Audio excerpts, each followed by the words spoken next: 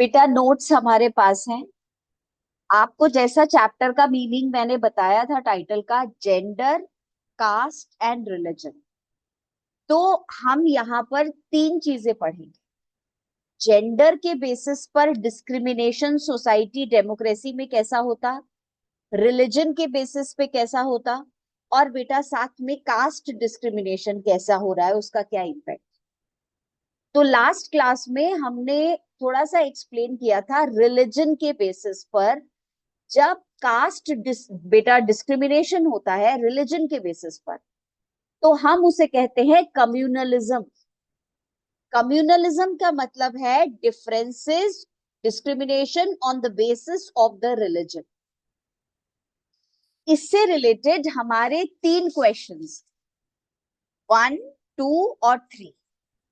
और जैसा I told you last time also, ये बेटा वो वाला चैप्टर है जिसमें से क्वेश्चंस बहुत आराम से 5 मार्क्स के आ जाते हैं। तो ये वाले चैप्टर के लिए जब आप तैयारी करोगे तो आप इसको इसी तरीके से पढ़ोगे कि ये क्वेश्चंस हो सकता है 3 मार्क्स के आ जाएं, हो सकता है 5 मार्क्स के आ जाएं।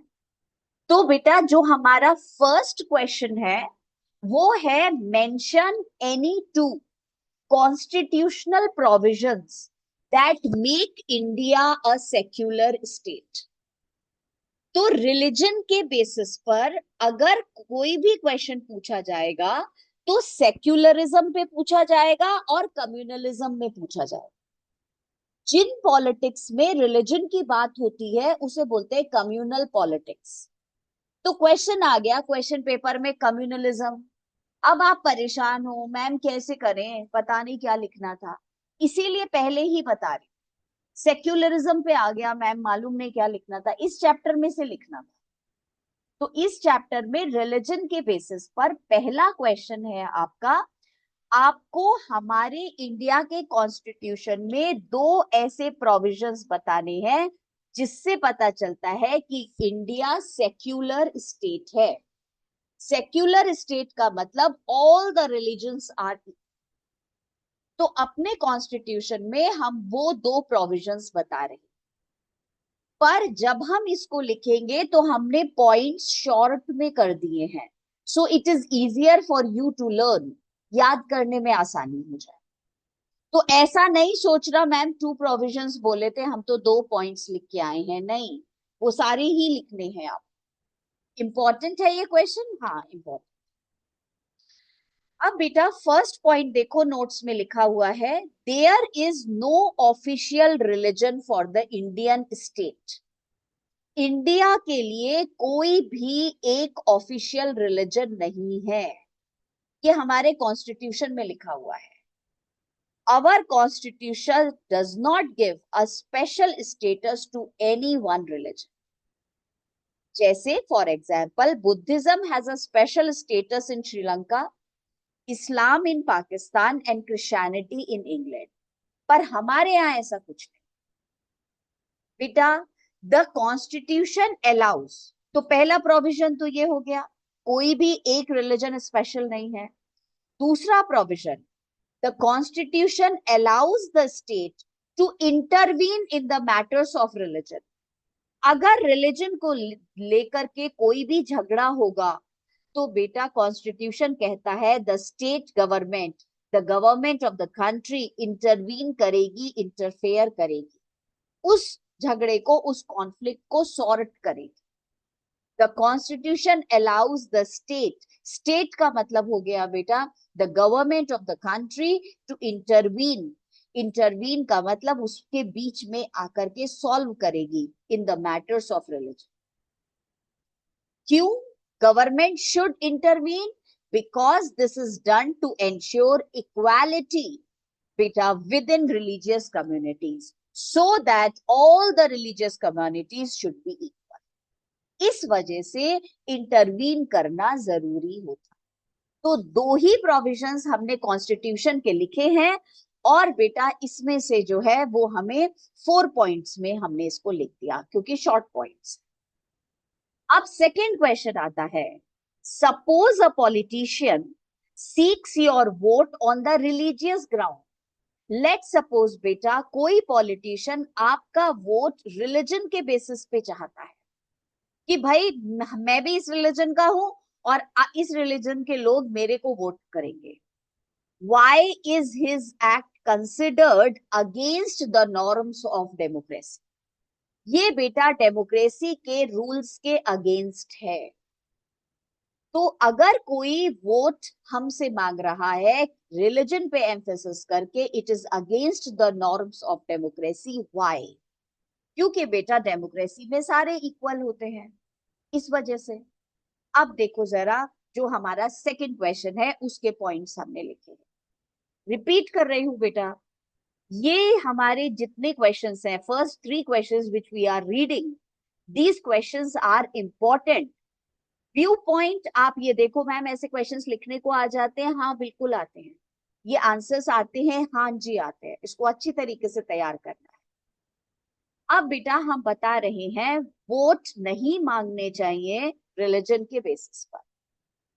His act is against the norms of democracy because, first point beta, because he is exploiting social differences. Exploiting social differences का मतलब the person is using, exploit करने का मतलब use कर रहा है किसको? हमारी सोसाइटी में जो डिफरेंसेस हैं उसको. तो डिफरेंसेस को हाईलाइट कर रहा है, यूज कर रहा है.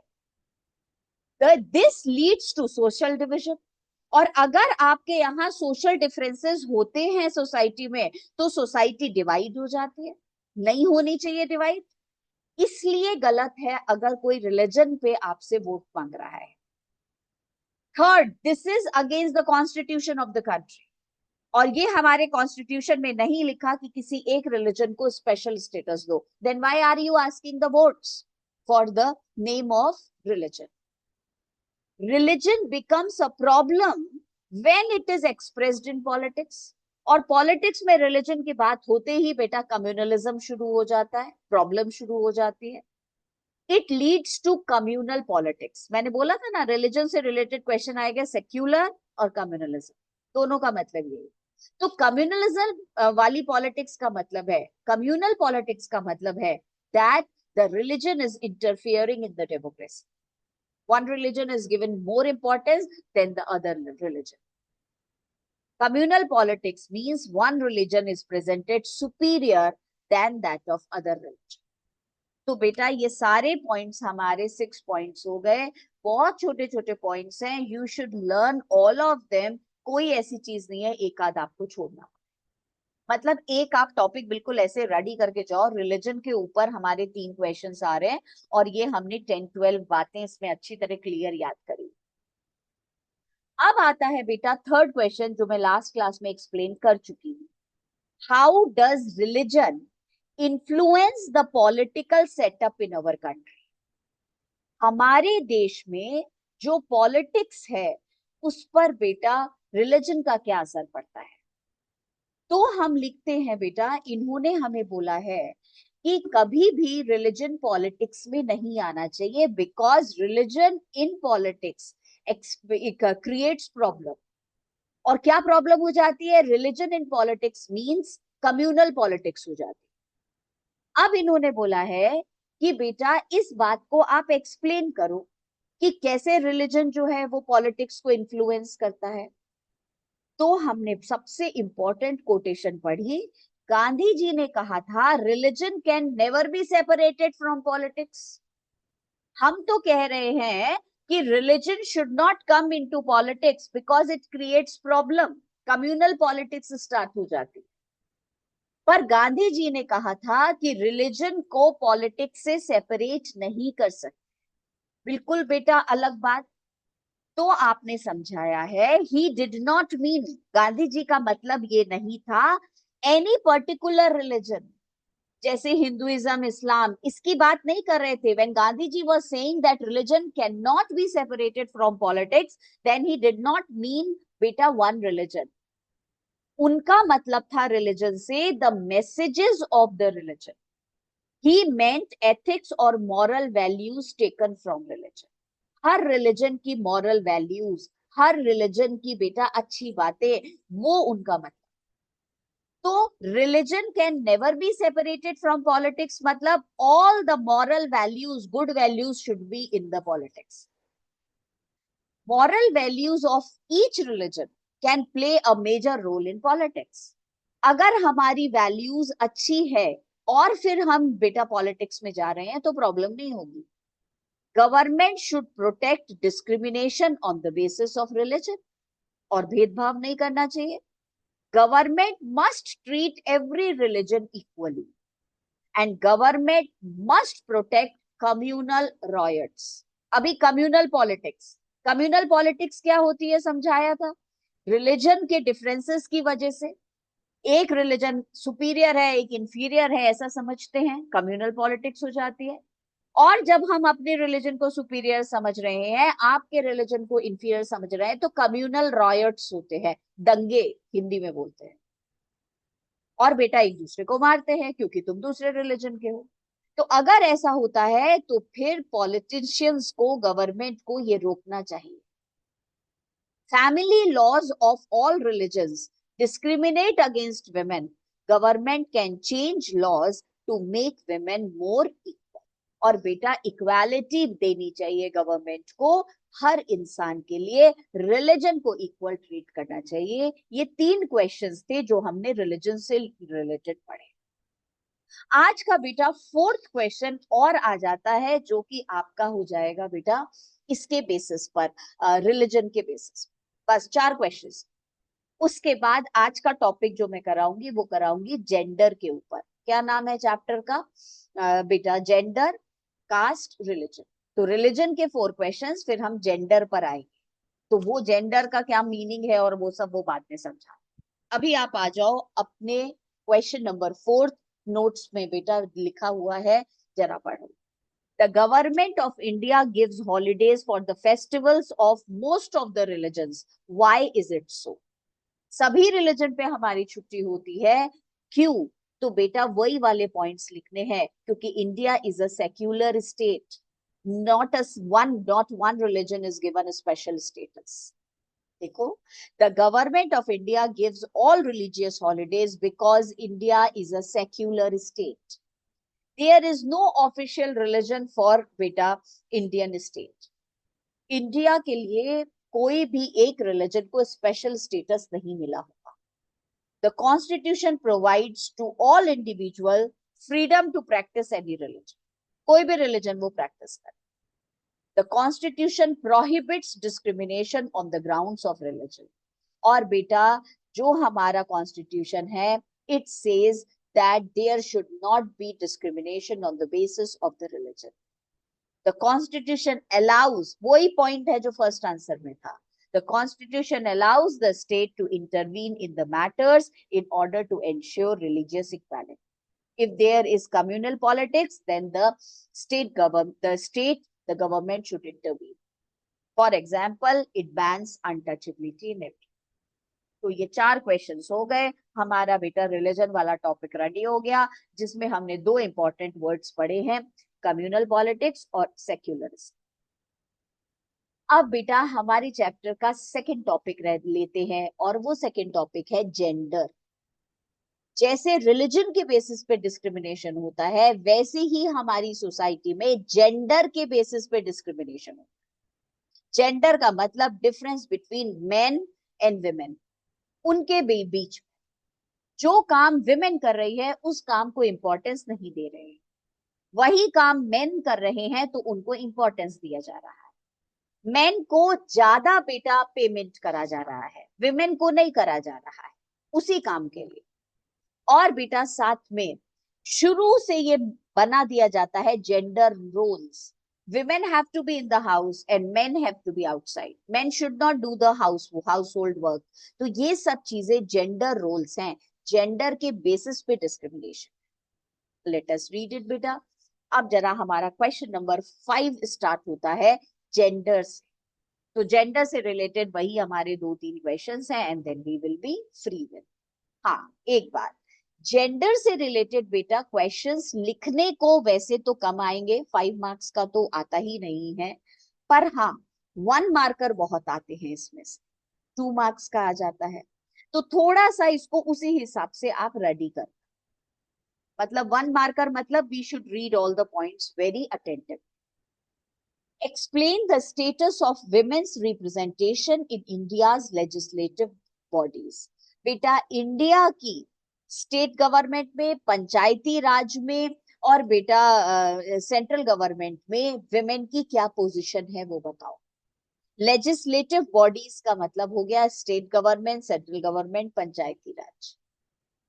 The one way to make sure that women related problems get attention is to have more women as elected members. बेटा ये जो legislative bodies हैं, in the legislative bodies there should be more women members so that the women problems can be given attention. Panchayati Raj in India has reserved, ये point बहुत important है, 1/3 seats in local government bodies for women. Women के लिए 1/3 बेटा seats reserved हैं पंचायती राज in India. और Panchayati Raj we have done बेटा in our federalism chapter. In India elected women members in Lok Sabha is not 10% और विधानसभा में तो लेस देन 5%. बेटा स्टेट गवर्नमेंट में जो स्टेट असेंबली है उसमें elected women are less than 5% और बेटा सेंट्रल असेंबली में, लोकसभा में द विमेन आर बेटा just 10%. India is behind several developing countries of Africa and Latin America. ये भी पॉइंट याद रखना, एजर्शन रीजनिंग टाइप में आएगा. इंडिया में इतना कम पार्टिसिपेशन है विमेन का बेटा पॉलिटिक्स में कि हमसे आगे तो अफ्रीका और लैटिन अमेरिका जैसे कंट्रीज हैं जो डेवलप्ड भी नहीं, पर उनके यहाँ विमेन का पार्टिसिपेशन बहुत. In March 2010, the Women's Reservation Bill was passed in the Raj Sabha, ensuring 33% reservation in Parliament and state legislative bodies. और बेटा अब बिल पास हो गया है, नेक्स्ट इलेक्शन से 33% सीट्स जो है वो विमेन के लिए रिजर्व हो गई हैं, स्टेट गवर्नमेंट में भी और बेटा सेंट्रल गवर्नमेंट. ये भी हमारा एमसीक्यू का क्वेश्चन. और बेटा पंचायती राज में विमेन की कितनी सीट्स हैं वो अभी हमने पढ़ लिया, 1/3 ऑफ द सीट्स. अब बेटा हमारा 6th क्वेश्चन आएगा, ये भी बेसिस है हमारा जेंडर के ऊपर. और बस उसके बाद बेटा एक और छोटा सा क्वेश्चन आएगा और फिर हमारा जेंडर खत्म हो जाएगा. फिर आप जब क्लास में आओगे तो थर्सडे को मैं आपको कराऊंगी, the next class will be on Thursday, उसमें बेटा मैं आपको कास्ट कराऊंगी and we will finish with this chapter. Let us read the 6th question. Again, important question it is. Yes, it is important. And it is more important to be for the subjective purpose. ये 1 marker नहीं है, ये 6th question जो है ये 1 marker नहीं है, ये वो वाला क्वेश्चन है जो कि 3 मार्क्स का आ जाएगा, 2 मार्क्स का आएगा लिखने के लिए. जेंडर डिविजन बेटा ये जो डिस्क्रिमिनेशन है on the basis of the sex is not based on biology but on social expectations and stereotypes. Stereotypes का मतलब लिखो बेटा the old minded people, जो narrow minded लोग हैं उनके बेसिस पे वो डिस्क्रिमिनेशन करते हैं. बायोलॉजिकल बेसिस पे कोई खास डिफरेंस है नहीं मेन और विमेन में, पर जो लोग ओल्ड फैशन्ड हैं वो बेटा डिस्क्रिमिनेशन करते हैं. कैसे तो वो देखो, there is sexual division of labour in most families where women stay at home and men work outside to play the role of bread earner. Bread earner मतलब रोटी कमाने वाला. तो बहुत सारे घर हैं जहां जेंडर डिस्क्रिमिनेशन होता है, where women are not allowed to go outside, men will go out and they will earn the livelihood, the money for the family. Boys and girls are brought up to believe that the main responsibility of women is housework and bringing up the children.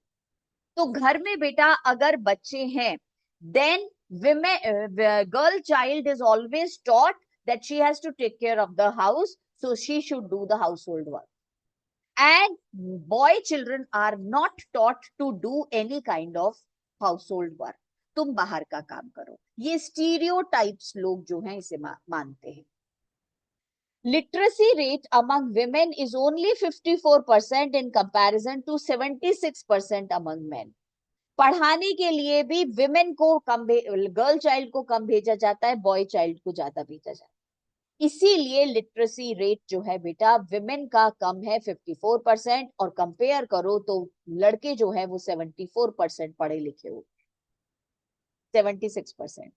On an average a woman works more than an average man every day. औरतें ज्यादा काम करती हैं घर पे रह करके भी, और बाहर जाती हैं तब भी। बट बेटा since much of her work is not paid for, therefore often not value. पर उसके काम की सैलरी नहीं मिलती, इसलिए उसके काम की वैल्यू नहीं है। Proportion of women among highly paid and valuable jobs is still very small. आज भी अगर आप विमेन के का बेटा देखेंगे तो सेम वर्क अगर मेन कर रहा है तो उसकी सैलरी ज्यादा होगी, और विमेन अगर हाईएस्ट पोस्ट पे है तो भी उसकी सैलरी कम होगी। और कई जगह तो ये देखा जाता है कि हाईएस्ट प्लेस पे विमेन को भेजा ही नहीं जाता, वहां उनको जॉब दी ही नहीं जाती, because she is a woman. Equal wages act, इसीलिए बेटा कानून बना इक्वल वेजेस, इससे कोई फर्क नहीं पड़ता मैन है या woman. Equal wages act provides that equal wages should be paid for equal work. The number of girl children per 1,000 boys is on an average 92. बेटा 1000 अगर लड़के हैं तो लड़कियां 92 हैं, ये प्रपोर्शन है। तो हर तरीके से उनका जो प्रपोर्शन है वो कम है, चाहे लिटरेसी रेट में ले रहे हो, चाहे वेजेस में ले रहे हो, चाहे उनके काम के लिए ले रहे हो। Last point, in urban areas, women are not respected and they are unsafe even in their homes because of domestic violence. घर में ही उन्हें मारा पीटा जाता। Last question बेटा, what was the feminist movement? Feminist movement क्या है, और फेमिनिस्ट मूवमेंट बेटा कौन सी चीजें की डिमांड करता है? तो ये जो सेकंड पार्ट है ना, what are the demands of feminist movement, वो बेटा वही डिमांड्स हैं जो हमने क्वेश्चन नंबर 5 में लिखी हैं, इसलिए मैंने दोबारा से ये आंसर नहीं लिखा। हाँ, क्वेश्चन नंबर 6 जो है वो बेटा ये वाला जो है व्हाट इज फेमिनिस्ट मूवमेंट, ये नया था तो ये हमने लिखा। ये लास्ट क्वेश्चन है, फिर हमारा जेंडर वाला पोर्शन पूरा हो जाएगा। फेमिनिस्ट मूवमेंट का मतलब है बेटा, ये भी लिखने के लिए आएगा फेमिनिस्ट मूवमेंट वाला, दी 2 मार्क्स का, नॉट मोर देन दैट। बेटा फेमिनिस्ट मूवमेंट का मतलब है रेडिकल, रेडिकल मतलब फास्ट विमेन्स मूवमेंट, बहुत जल्दी से आपको चेंज चाहिए। ये जो मूवमेंट है इसका एम है attaining equality for women in personal and public life. घर में और बाहर विमेन शुड बी इक्वल। तो फेमिनिस्ट मूवमेंट क्या है? रेडिकल विमेन मूवमेंट है। और ये मूवमेंट क्या सिखा रहा है? ये एम करता है बेटा equality of women in the public life and the personal life, domestic life. These demands increasing the political and legal status of women। और ये मूवमेंट चाहता है कि विमेन का लीगल स्टेटस बढ़ना चाहिए। बेटा लॉ में उसके लिए ज्यादा फैसिलिटीज होनी चाहिए, ज्यादा उसके राइट्स होने चाहिए, अधिकार होने चाहिए। These demand improving the educational and career opportunities of women।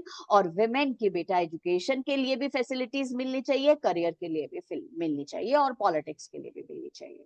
ये है हमारा फेमिनिस्ट मूवमेंट। तो ये 4 पॉइंट्स जो है फेमिनिस्ट मूवमेंट के हैं, और वो हमसे क्या चाह रहा है वो बेटा पूरा का पूरा हमने देख ही लिया। 5th क्वेश्चन में सेम लिखना है।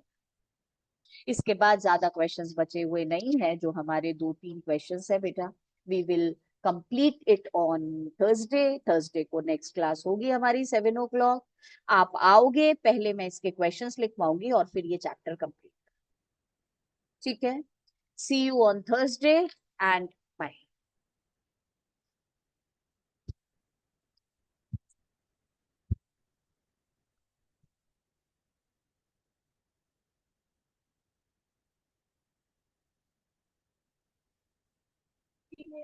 Excuse me ma'am. हाँ बेटा बोल। मैम लीगल का मतलब क्या था? लॉ, लॉ कानून में ना, सो कानून में they need the provisions that ठीक है, चलो बेटा थर्सडे को मिलते हैं, फिर आगे कंटिन्यू करेंगे, इसको पढ़ लेंगे।